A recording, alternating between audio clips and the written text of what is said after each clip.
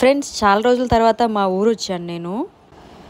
దుక్కి దున్నడాలు, వరి నాట్లు వేయడాలు అన్ని పనులు పూర్తయ్యాయి. అమ్మ సరదాగా పొలం చూపిస్తాను రా అంటే అమ్మతో పాటు వెనకాలే వెళ్ళాను నేను.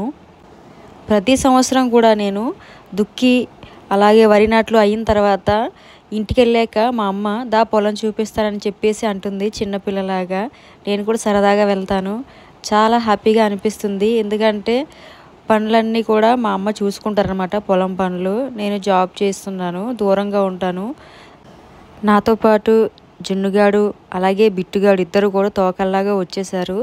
రావద్దురా అంటే కూడా వినలేదు. మేము కూడా పొలం చూస్తామని చెప్పి మాతో పాటే వచ్చారు. ఇదే ఫ్రెండ్స్ మా ఊరు. నాకు మా ఊరంటే చాలా ఇష్టం. ఎందుకంటే చుట్టూ కొండలు, చుట్టూ పచ్చని పొలాలు ఉంటాయి.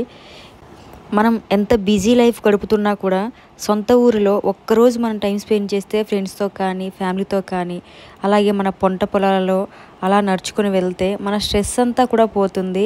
చాలా రిలాక్స్ అయిపోతాం. పని ఒత్తిడి అంతా తగ్గిపోతుంది.